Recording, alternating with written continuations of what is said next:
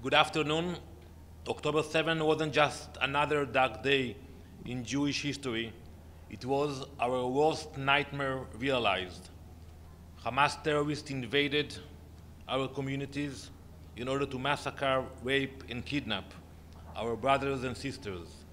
They showed no mercy, slaughtering men, women, and children, ripping apart families, and destroying entire communities. Today, at 3 p.m., we are holding a memorial for the victims here at the United Nations, an institution that has failed us time and time again. When the massacre of October 7 unfolded, the UN refused to act. It couldn't find the most basic morality to condemn. One condemnation of the brutal murder of innocent civilians, and it could not bring itself to call out the atrocities for what they were. Instead of standing with the innocent, this institution remained silent. When it finally found its voice, it did not speak for justice. It chose to vilify us, the country fighting to protect its people from the monsters who massacred us. The UN has failed in its most basic mandate to protect the innocent and condemn evil. We are following what's happening in Israel. Earlier today, we intercepted a ballistic missile that was launched from Yemen at our civilians in the center of Israel. And we will continue to monitor what's happening. We continue to fight in multiple fronts. We are deploying all necessary capabilities against our enemies, both in defense and offense. And I can tell Iran and their proxies, they should know, we will decide when and where, but there will be a response. There will be a response. We will ensure that all those who seek to destroy us will pay the price for their actions. Thank you.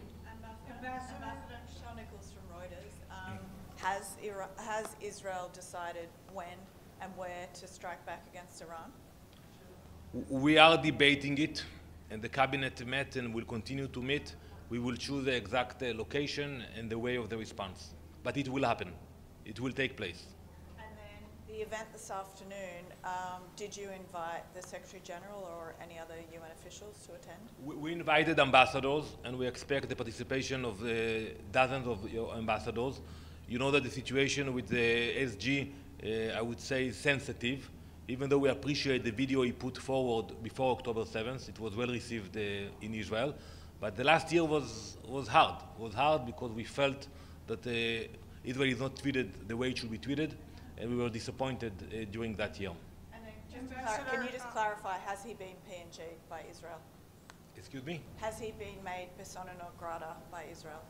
So there was a statement made, and as I said earlier, we will evaluate the relationship. We are here at the UN, we work with the UN agencies, but we were disappointed. Ambassador, it's Pamela Falk from U.S. News. Many of the families today are asking for the release of hostages. Many countries are asking for the release of their hostages. What's your message about any potential deal to make that happen? So we will have families today with us at the event, and we will tell them that we will not give up. We will not give up on their family members. We will continue to negotiate for a ceasefire, and at the same time we will apply more pressure. We know that there was some issues with Mr. Sinwar, who is hiding in the tunnels, but we hope that we will be able to continue the negotiations with the support of those countries who are handling the negotiations. Your Excellency, Carmen Maria Rodriguez of America TV. This is speculation, but this could happen, we hope.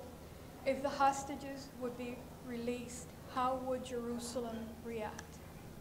Well, that would be a miracle, and I think it will end our activities in Gaza. So basically, it can happen tomorrow morning if Hamas would release the hostages, but unfortunately, I'm not optimistic about that taking place. Knowing the character that we are dealing with and what's happening now in Gaza, I'm not optimistic that all of a sudden Hamas will decide to release the hostages. I also encourage you all to visit an exhibition that we are going to open today at 1:30 p.m. On level 1 It will show pictures of people who lost their lives, of victims that died on October 7th. Yes, please. Thank you, Mr. Ambassador. I'm Camelia Intekhabi, Chief Editor of the Independent Persian. There is lots of rumors circulated in Persian media that Ismail Qaani, the chief commander of the Quds Force, has been in Lebanon during this strike Israel done in southern suburb. Does it any information, intelligence information from the Israeli side, they can confirm he's present in Lebanon? Thank you. So I cannot give specific about this individual, but I will say that if you are a bad guy and you're hanging around with terrorists, expect the worst news to come. So I don't know about this gentleman, but I can tell you about other Iranians who were involved in terror activities in Lebanon who were hurt because they were plotting to attack us. So I know that in Iran they pay a lot of attention to this gentleman, but it's up to them to find out what happened to him. Thank you very much. Thank you. If I can follow up, he is the chief commander of the Quds Force. So there is no information of him if he has been visited Lebanon? So I think that question should be directed to the Iranian ambassador. Thank you. Thanks for watching. Drop a comment below. Don't forget to like, share, and hit subscribe to stay updated with our latest content. Until next time, stay informed and inspired. This is Dejobnik signing off.